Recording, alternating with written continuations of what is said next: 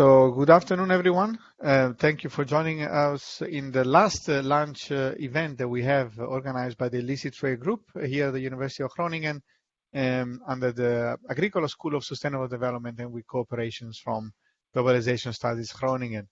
We are very pleased. My name is Francesco Giumelli. I'm the coordinator of the Illicit Trade Group with Pim Gergoed, who is a colleague from the Faculty of Law. I now hear a big echo. Can I ask people to? Yes, now it's fine.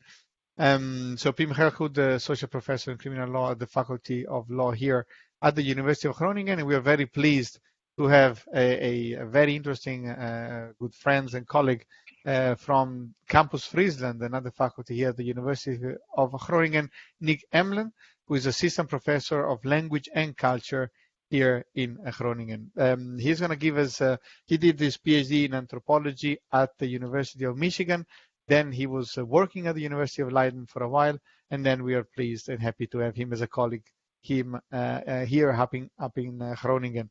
This is, as I said, one of the events that we have to highlight and discuss the research ongoing here at the University of Groningen. Today we're going to talk about with Nick on the effects of cocaine production and trafficking of the indigenous people of the Peruvian Amazon. We talk a lot about how drug productions and drug trafficking affects the receiving societies, but there is very little discussion on how these affect the societies and the communities from which cocaine originates and come from.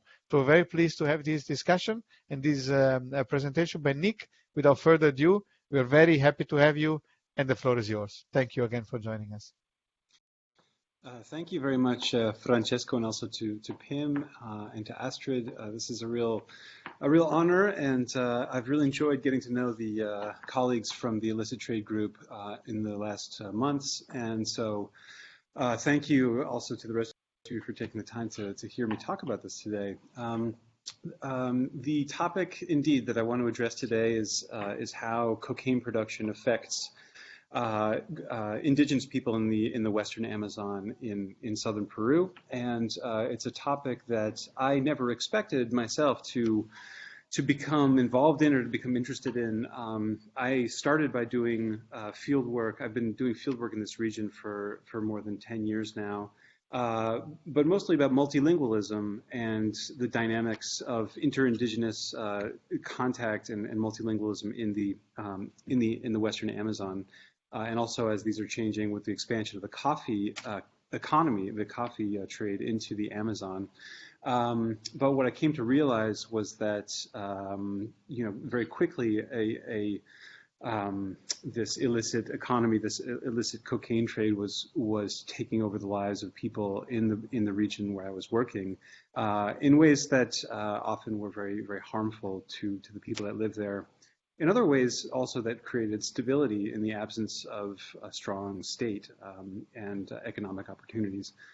But this is something that I decided, since it's such an important topic for the people that I work with in this part of the Amazon, I decided that I also wanted to explore it as a research topic. And so I also teach a class now about the global cocaine trade seen anthropologically and ethnographically through the societies that encounter this global commodity. So just by way of a brief orientation here, this is the region that I'm talking about here, southern Peru. You can see the Amazon is the green part, of course, and the Andean highlands are the brown and some gray color here. And the area that I'm going to talk about is here, these two, well, this is groups of people and languages in the highlands. Quechua and Matsigenka is this language and this ethnic group in the Amazonian foothills between the Andes and the Amazon.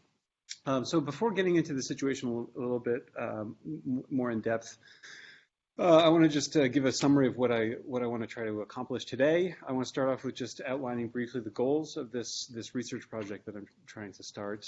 I want to talk then about the historical and social context of this region, the Alto Urubamba Valley and Vrayem, which is the acronym referring to the various rivers in this region.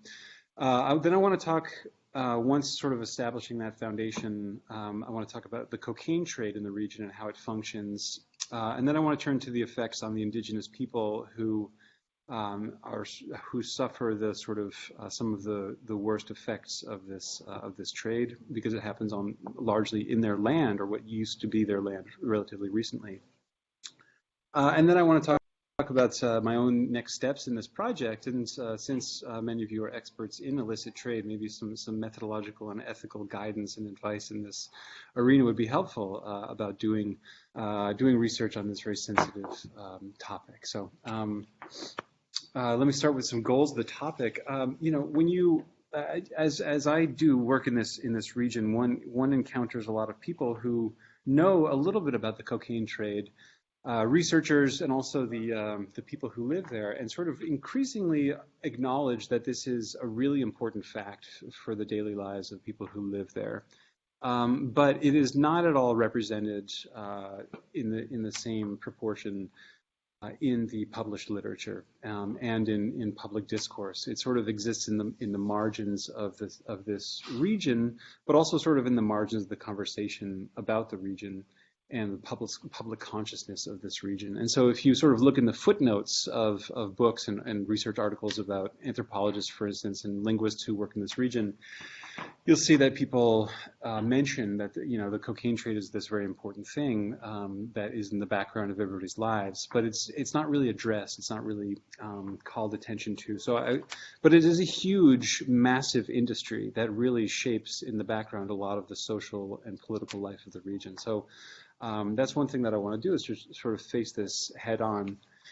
Another part of this is that in research about the functioning of the cocaine trade in the side of the production, the sort of most vulnerable people, the indigenous people of the region, are sort of overlooked, and even though they sort of suffer the consequences of this trade disproportionately. So I want to try to shine a light on that part of the cocaine trade as well.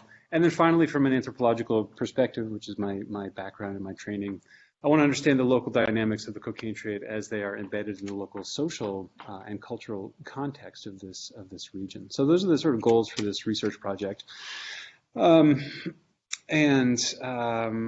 So first next I want to talk about the social and historical context of this region.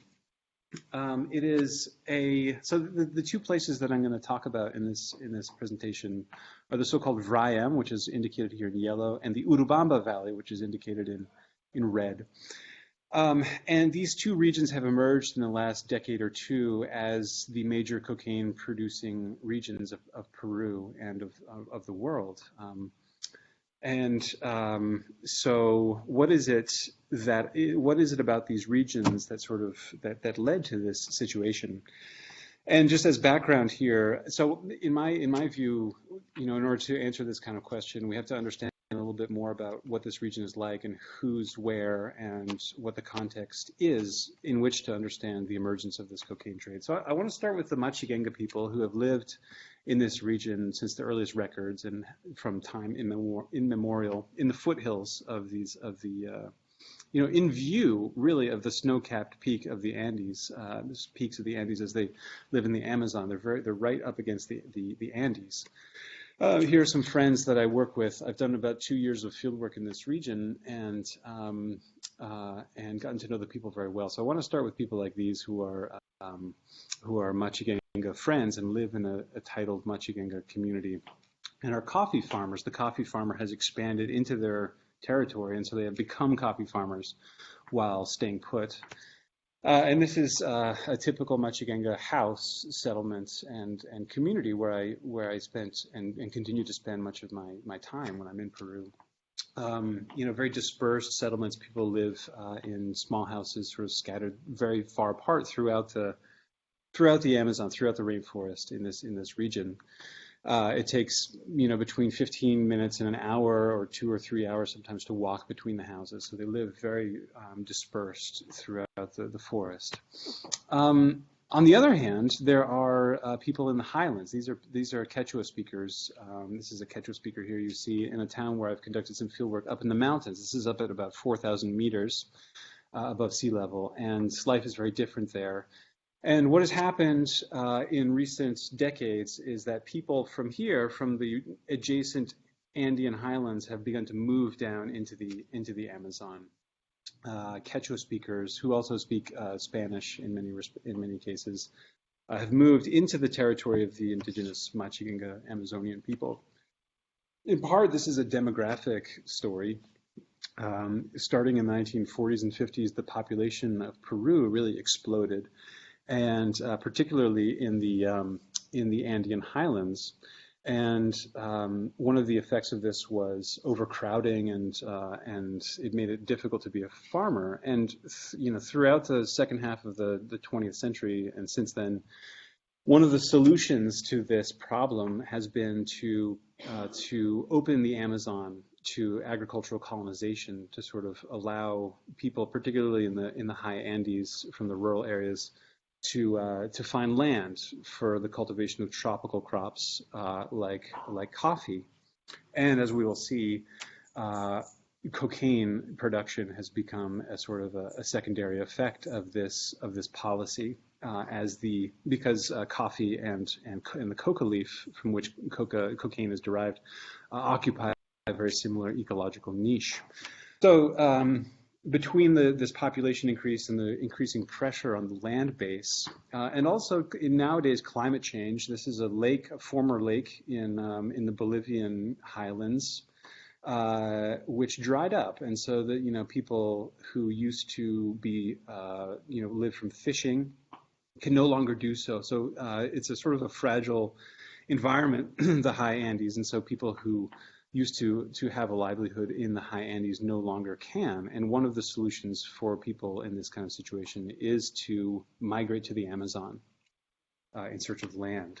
This was a policy supported by the government since the 50s and the 60s. So this is a book written by the former president of Peru in the 1960s, Belaúnde Terre.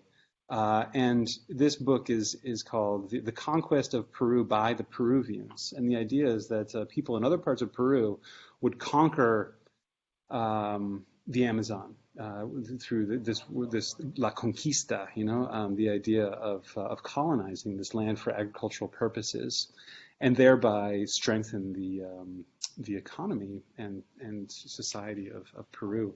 And the way to do this was by building roads. This is the original idea.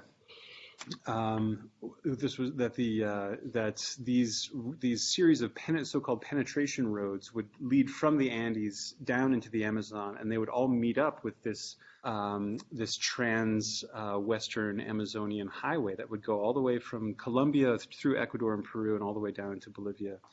And it would sort of open up the Amazon to settlement and to agricultural economies. That was the idea. It never happened. This was a sort of a big dream in the mid 20th century, but it never really panned out. Parts of it were built, but much of it was not. But road building has been a major focus of the Peruvian state to try to open up the Amazon to development. And with one of the effects of this, obviously, has been deforestation. You can see places all over the Amazon like this where you put a road in, and the first thing that happens is that the areas along the road become deforested for all manner of agricultural and ranching activities. So that's the sort of situation with road building and the agricultural colonization of the Western Amazon. In the region where I work in the Urubamba Valley, this has meant a very rapid population increase. So this is census data from 1961 to 2007, and you can see here that in 1961, only about a third of the population of this region was actually born there.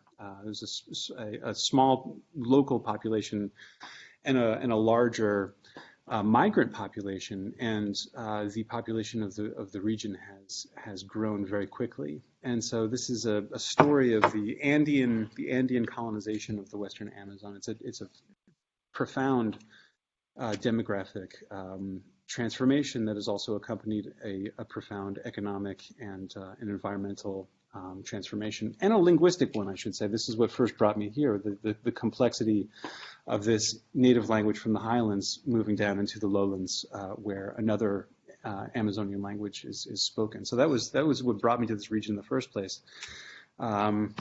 But many other interesting things have happened since then. This is from coming from a Matsigenka community. When you walk down the road, this is what the life looks like for an Andean Quechua-speaking colonist who has found this piece of land by the road and has deforested it and burnt it to make a coffee plantation. So this is sort of what the situation looks like here, and a lot of my fieldwork has been working with these truck drivers who move up and down the Amazonian frontier, buying and selling coffee, and including to the Matsigenka indigenous people who live there. This is in a Matsigenka community here, the Quechua-speaking truck drivers who drive up and down selling coffee.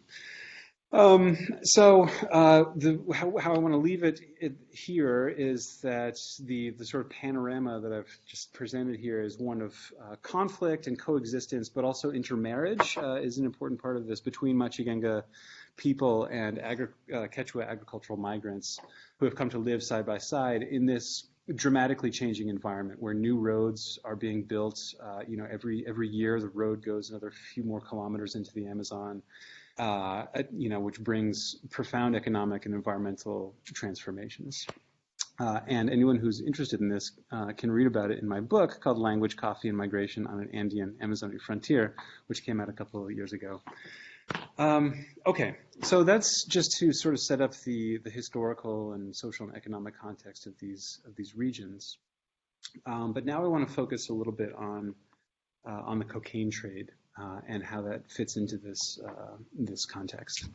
I want to start here with a quote from a researcher of deforestation and also of the cocaine trade about a sort of an emerging understanding of how it is that the cocaine trade has come to be so successful in the Western Amazon. These authors write that improved roads and colonization projects, principally in the 1960s, opened the Western Amazon frontier to migration, generating deforestation, and once state support dwindled, setting the stage for coca cultivation. So this is like a pattern that you see over and over again, is that the state invests heavily in infrastructure and road building into the Amazon, but then sort of fails to provide support for the people who end up settling there. In some cases, this is there are planned settlements where the state supports people to go and actually live in a state-supported and state-planned Amazonian colony, and then sort of abandons them and doesn't sort of provide the support they would to develop a regular agricultural industry. And in this context, the coca production for cocaine becomes a good alternative to people who are in a difficult situation. And you see this over and over again, and I think you also see it very much in this case: aggressive road building, and then not much support with respect to services and economic development support, and sort of leading people to do what they must, and is just sort of a perfect situation for the emergence of the cocaine economy. Roads like this, which go through the Matsigenka community and which are ideal for trafficking cocaine and in cocaine production, because they're very remote. This was the road that went down from the community where I did much of my field work, and that connects to the sort of the broader road network and eventually into the highlands. A truck only comes up or down this road once a week or so, and so it's really if you want to sort of quietly move agriculture, an illicit agricultural commodity like cocaine. This is a perfect opportunity to do it. It's a road, but it's in a place that's very remote and far from the eyes of the military and the police. Here's another example. This is a road that was opened just before I started my fieldwork in this region. Here's the ribbon cutting for this new road, and you can see here on the right is a Matsigenka man. You can see it with the traditional tunic and the feather and the round hat that he's wearing. And the others here are Quechua speakers, and they're cutting the ribbon on this new road, which was built to connect two parts of the Amazon in this region. Here's a star to show you where this road is, and this road connects the Urubamba Valley, which is a major cocaine-producing area, with the Vrayam, which is the major cocaine-producing area. And so this was a very important, this as a road, this was very helpful and strategic for cocaine producers. And so, there was a big celebration to open this road, and lots of people drove down it. And then, as soon as everybody left and the confetti was cleared from the highway, it was immediately taken over by cocaine traffickers and their sort of heavily armed consorts. And so this road, ever since this moment, this road has been off limits to anyone, including the military and the police. And it's known, so when I would drive by with friends by this, they would say, we're not, we don't go up that road ever, because this is controlled by these traffickers. So there's this combination of factors here. There's these roads, these state-supported roads that go through these remote places, and and in particular places that are in this sort of very dense, impenetrable topography. It's these foothills that are very difficult to sort of move through, and with dense rainforest, and it's perfect for hiding a cocaine lab or an illicit cocaine plantation or coca plantation. But it's next to the road, so it's possible. It's remote and impenetrable, but it's also accessible in a way next by the road to be able to connect it economically to the market. And then finally, in the context of this sort of state neglect, and these are some of the poorest regions of Peru, where there are just not a lot of alternative economic opportunities, just despite the attempts of the Peruvian state to promote agricultural, other types of agricultural activities. So this sort of combination of things, of being remote enough to hide this kind of industry, but close enough and accessible enough with roads to be able to distribute the product, combined with state neglect and pervasive poverty, sort of create the ideal conditions for the emergence of this illicit cocaine trade in this region and elsewhere. And indeed, as you can see, these are in fact the major cocaine producing regions of Peru. The big circle, in the right image here, the big circle is the Vrayam, and then the smaller overlapping circle that says La Convención Lares is the Urubamba Valley. And together these places account for, so the Vrayam is the large dark green arc of the circle here, and then the La Convención en Lares is the 13% lower, smaller arc. And so together these places account for 80% of the cocaine, the coca leaf production, and much of the cocaine that comes from it. So this has sort of emerged in recent decades as the major cocaine producing region of the country. And indeed, there's a lot of cocaine flowing through here. According to the 2014 estimate that one hears a lot, there's 1.2 tons of cocaine that are produced every day in the Vrayam, which is quite a lot of cocaine. That's the world population as a whole consumes about 3 tons per day.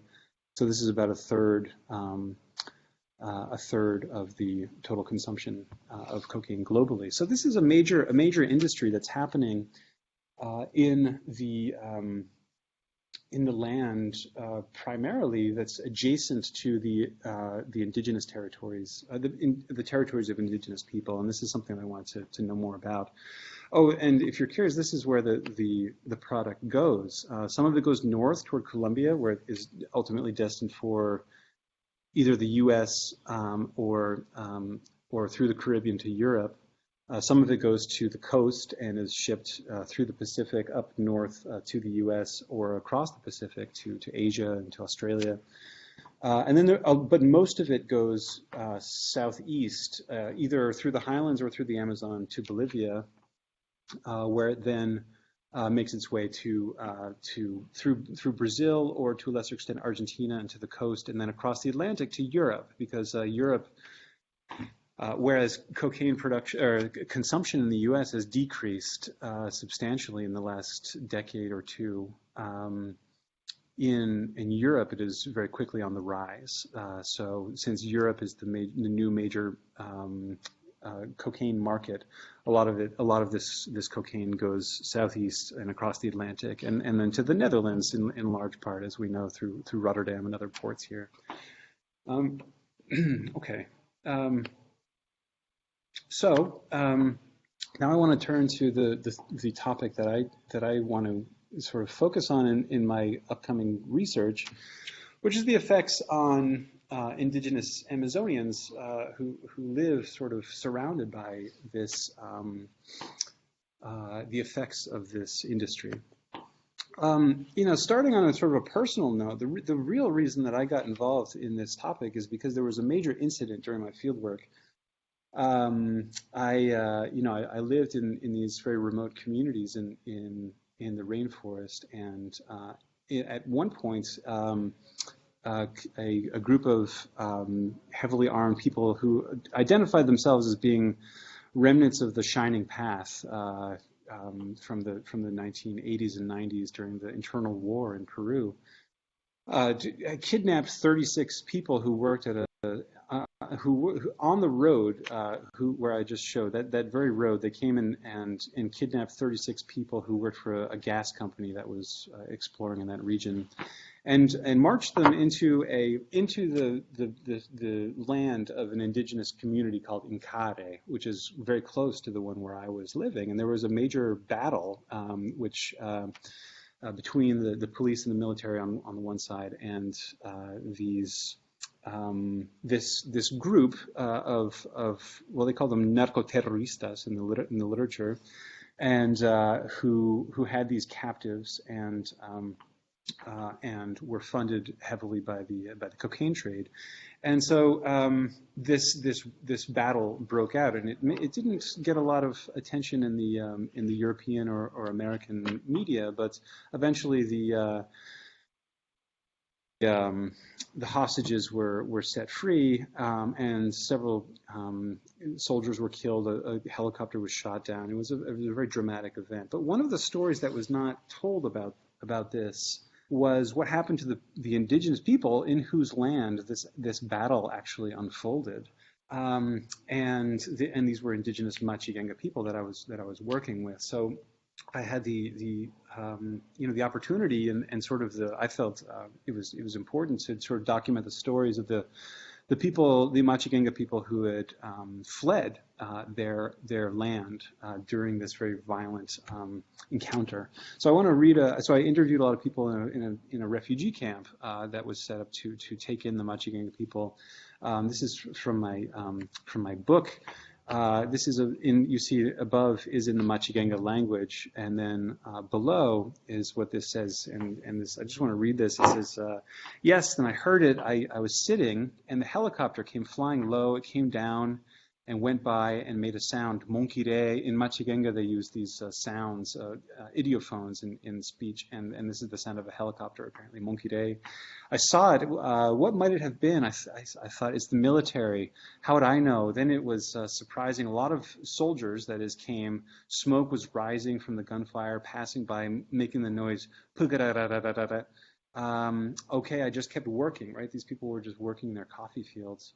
They kept on passing by, but I just kept on working. I saw them fly over, and I thought perhaps they're going to kill us. It was a very scary time for these families who were just sort of going about their business when this violence overtook their land. And because the important point that I want to draw from this is that this is it's precisely the indigenous communities where some of these activities take place because they tend to be very remote. They tend to be very sparsely populated, as I showed, with the houses that are very spread out. They are sort of ideal places, and the indigenous people who live there tend to be sort of more vulnerable politically and economically. And so large indigenous reserves tend to be sort of ideal places for people who want to do this sort of illicit activities to conduct them. And that's what's going on here. And I want to just to bring home this point, I want to overlap. Okay, these are the major cocaine producing areas, the Vrayam and the Urubamba Valley, and these are titled indigenous communities overlain here in the map.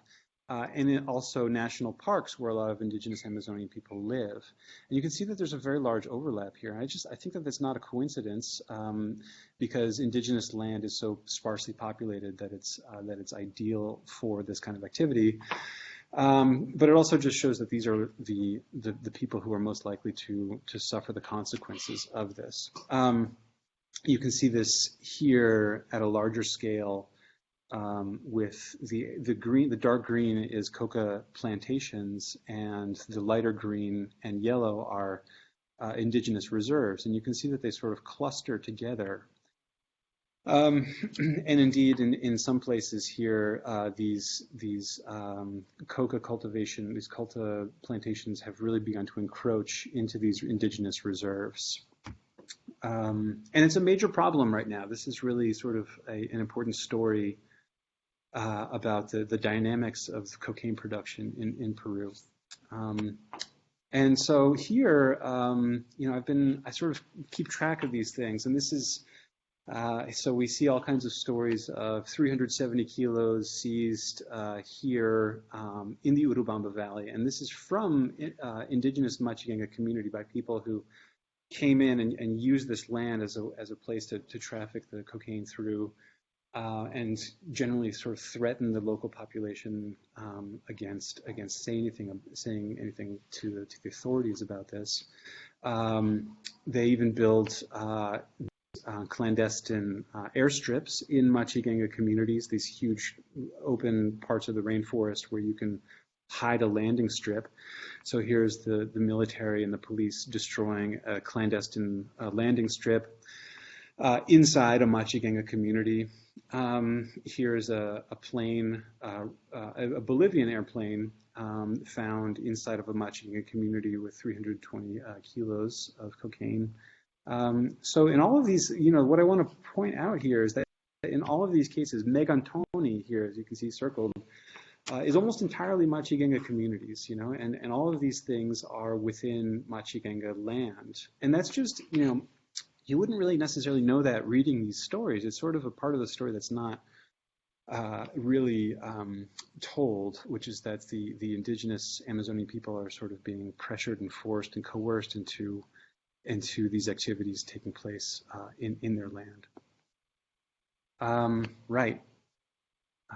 So there are a lot of responses to this by the indigenous people, particularly in central Peru and in the Vray, less so in the region where I work, but this is becoming more and more common, is to have self-defense organizations on the part of the indigenous people who arm themselves and take it into their own hands to defend their territory against the cocaine trafficking.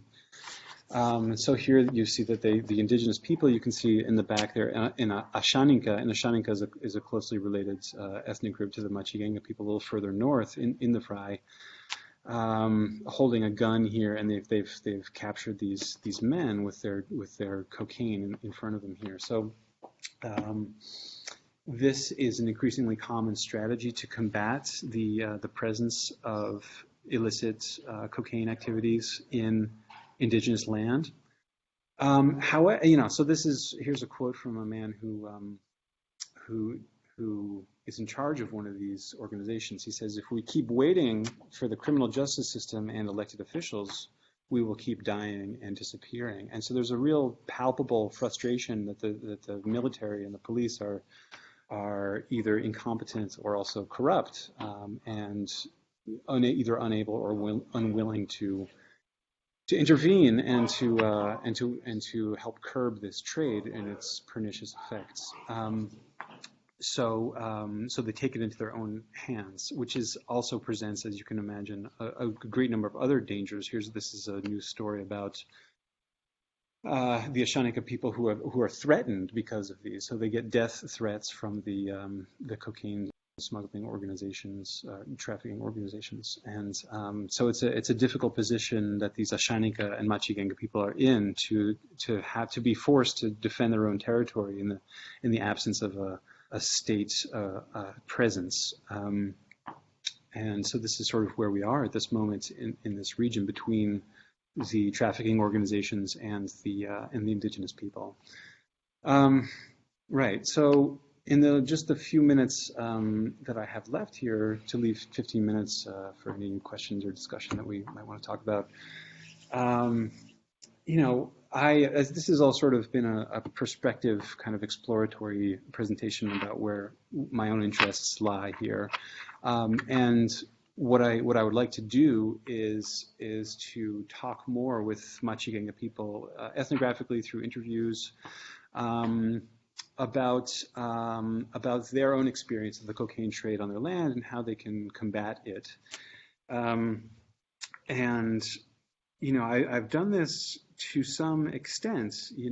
I mean, of course, during my fieldwork, it's been in the margins and the periphery of my own research topics, as it has sort of affected people's daily lives. I've come to learn about it in that way. But I also would like to focus on it a little bit more directly and systematically and try to understand this topic that I think is being overlooked both by people who work in the Amazon and are not really looking carefully at the effects of the cocaine trade on the people who live in that region, but also maybe to help clarify this particular dimension of how the cocaine trade operates in this region, which is in a way that is disproportionately affects the indigenous people of the region. So this raises a lot of really difficult methodological and ethical questions about how to do this research. My experience is that people are not always willing to talk about these illicit activities. Obviously, it can get them in a lot of trouble to do so, and there's a reason that the people who do research in this region don't talk about it much, is because it's very sensitive. It's hidden, and it's dangerous, and in some cases also shameful to talk about if people earn money this way. And also just as a matter of research ethics, obviously how to keep people safe. So I don't have any good answers about how I want to do this yet. I think that part of it is going to have to be technologically mediated. I think doing this because interviewing people is also sort of a public act in a way. People know who you talk to, and somebody like me is very visible in this region. And I just really need to make sure not to put anybody in danger. So of course, this is something that other members of the illicit trade group face. I would imagine this is like a perennial research question, and it has been done. It is being done more and more. So here's a book that came out a year or two ago, which is an anthropological. It's a edited volume that brings together all kinds of anthropological research on various stages and places and moments in the global cocaine trade, from coca fields to the streets. And so these ethnographers, these anthropologists mostly have managed to do this in a way that's safe, while also being informative. And so my plan is to learn about their methods and their ethical protocols, so that I can also move forward and try to continue this work with the people that I have invested so much time with and that I know so well, and who are involved in this difficult situation that I think is very important to bring to light in the public domain, but also as a matter of understanding this region as a research topic. So maybe I will leave it there now that it's about quarter of, if that's a good place to stop. And if anybody would like to talk about this or give me advice, or if you have any questions about this region, then I would be very happy to talk further about it. So thank you very much. Nick, thank you very much. If we were in a room, I would ask for a round of applause. So I will ask for a virtual round of applause. And thanks again for this really interesting presentation. Let me say a couple of words before we open up for questions, because, of course, this is very interesting. Presentations like yours and research like yours are really fitting well in what we try to do in the illicit trade group for a number of reasons. So, for instance, with other experts, we think about our work being relevant for three areas: this, sustainability, safety, and security. And all these three areas are very relevant in what you've been doing, working, and what you want to work in the future. There is a safety element where you've shown us a lot of all the consequences of fighting drug trafficking, and so also for individual safety. There is the sustainability. Also, it was very interesting when you showed how deforestation takes place when you build roads. And then that was a visual, of course, very strong way of showing this. But then there is a lot of consequences from the illicit and illegal activities in producing cocaine, because then you have also sustainability consequences there. There are also directly security consequences. The story of how Sendero Luminoso is involved and was involved then creates these pockets of alternative authorities competing with state authorities that are very relevant to what we do.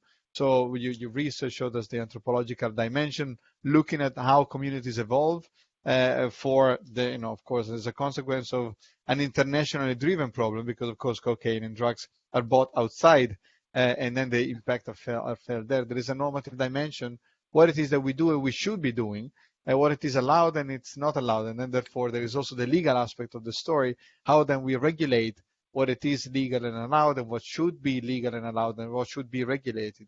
There is a big problem of methodology, as you raised, which is basically a common problem for all of us. How do you do research on things that you're not supposed to know? And then there are both, there is an empirical question, but also an ethical question on endangering yourself and the ones that you're interviewing. And of course, it boils down to, just to wrap it up, also to the governance problem. How do we then regulate these? How do we make sure that all the different interests are somehow taken into consideration when you regulate a topic of this kind? There are the local communities, there are the receiving communities, there are the different actors that are indirectly related to this. So, and then also something that is, at least for me, very, very interesting, when you showed us how the local communities are arming themselves to defend a certain, themselves basically in the absence of state authority.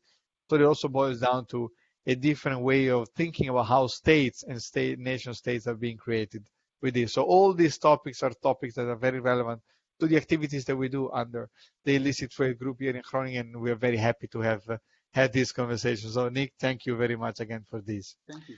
Thank you. Having said that, I know I tend to overtalk, so I will stop talking now. I see that there is already a question, so I will then ask now Marco to stop